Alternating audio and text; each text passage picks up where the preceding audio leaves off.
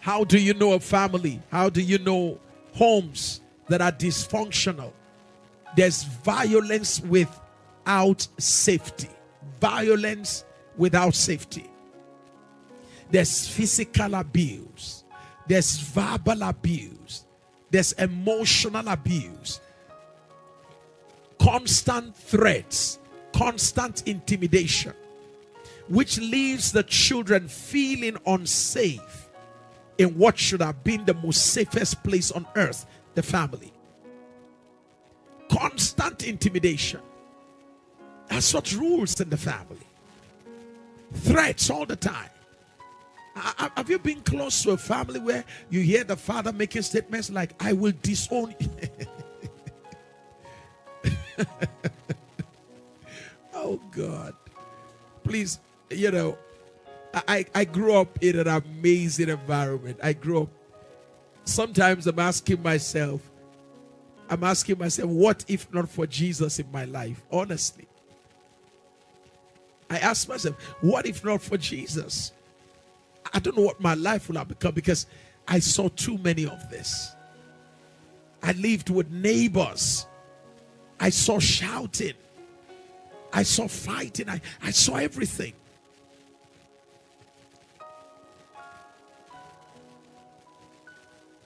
I mean, think about a father looking at a 6-year-old boy. A father, I'm talking about a matured man, looking at a 6-year-old, and he's telling the 6-year-old, I will disown you. I will disown you. For what? Because the 6-year-old behaved like a 6-year-old. Shouldn't we begin to question the sanity of an old man, a matured man, so to say, who is threatening a 6-year-old with disowning the child? Shouldn't we question your sanity if a 6-year-old behaves like a 6-year-old? If you now begin to threaten that child, I will disown you. And I've seen, I grew up in a place where, you will see parents, very matured, huge parents, grown-ups. You will see them beating a 3-year-old as though they are fighting their mates. I will teach you a lesson today. I will leave a mark on your body. The parents are pounding these kids, beating the children. I mean, the parents will fall on the kid. Oh God.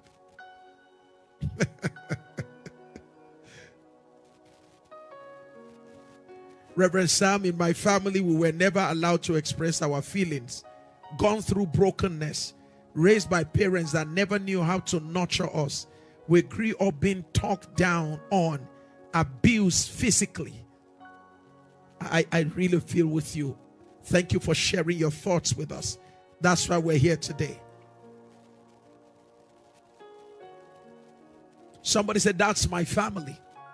Oh my God.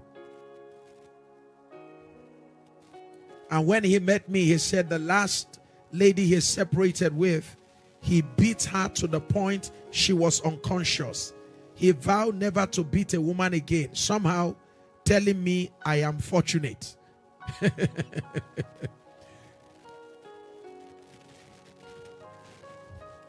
We're talking about chaotic family and the chaotic families and their impact on us and our relationships and marriages.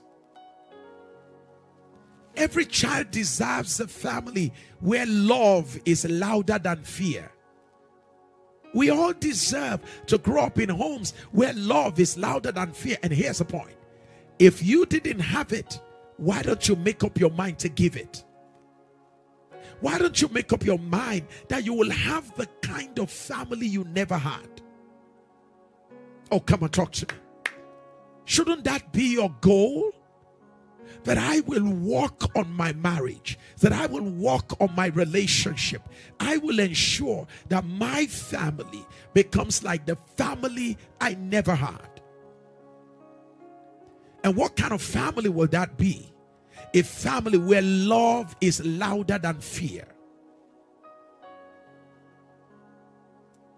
A family where trust is given to my children, that I can let my kids know very early that daddy trusts them. Look at the way God dealt with Adam. Adam had never managed anything when God gave him everything. God was simply telling Adam, I trust you.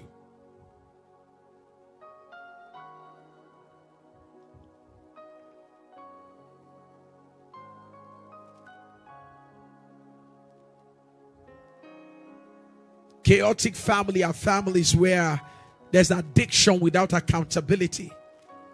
Have you been in families where alcohol is taken right in the front of the kids? In fact, I don't know about you, but I've been around where we, the kids, are sent to go buy the alcohol.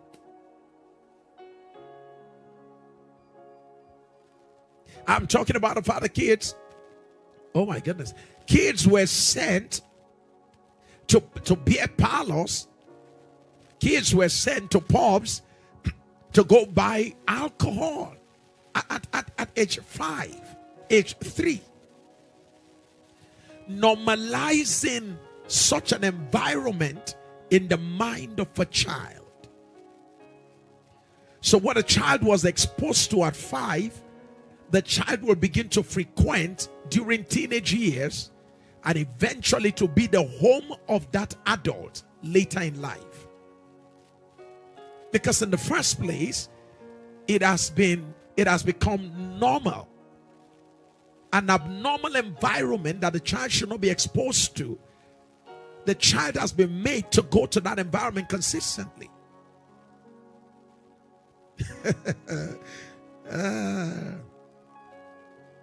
So someone like me, some of us were asked to go buy cigarettes. Some of us were asked to go buy, weeds, marijuana. Yes. And some of us were also asked to help our parents to wrap it up. Yeah. Yes. At a very tender age, we're exposed to wrapping up those kind of things. So there's addiction without accountability. We're watching addiction, and addiction was normalized. We're watching people drinking. We're watching adults come to our homes, and we watch them get drunk. We were like watching, and we see them laughing as they drink and they get drunk. We're seeing them taking one bottle after the other bottle, and we're seeing them creating cocktails, mixing all kinds of alcohol, and they are just smiling. And something was telling us, as we watch them do that, it was communicating to us that it's something enjoyable.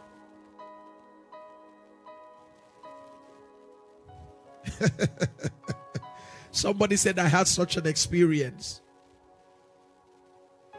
We grew up, we watched that. It was so bad that some of us at very tender age, some of my friends, that fathers will send them kids 5, 7, 8, 9 to go and invite girlfriends. Some of us got exposed to parents gambling, playing pools, sending us to go carry such activities out for them. Gambling. And we're talking about compulsive behaviors that control such families. And gradually, everyone began to adjust to the dysfunction. Abnormality became normality. Dysfunction became a new way of life. We all began to see nothing wrong with it. And that's how many of us have moved into adulthood now. And it's nothing wrong. Because even though you go to church, this still controls your mind.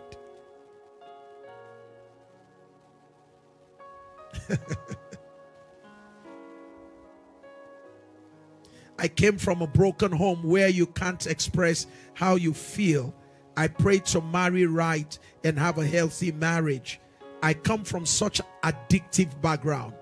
Thank you all, people of God, for sharing your experiences with us, because it's important that someone knows that these things are real. And thank you for sharing. We're talking about the marks of chaotic and dysfunctional homes.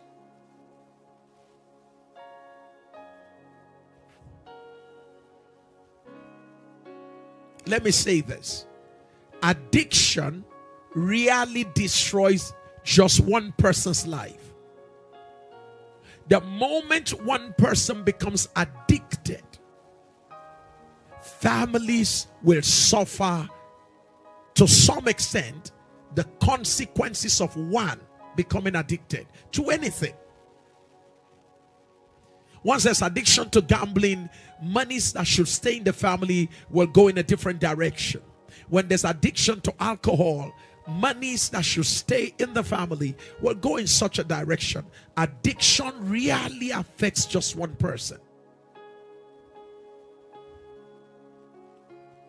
Go ahead, please click the like button and go ahead and share, because we are in for something phenomenal today. I promise you.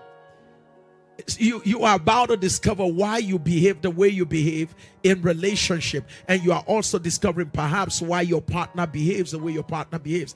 It's traceable to the family. I've always stated, and I will say again, that the marriage institution is the battleground for family backgrounds. The first battle to conquer in the marriage institution is the battle coming from our family backgrounds. Unfortunately, many couples never get to resolve that, and eventually it leads to the dissolution of many marriages, the destruction of many.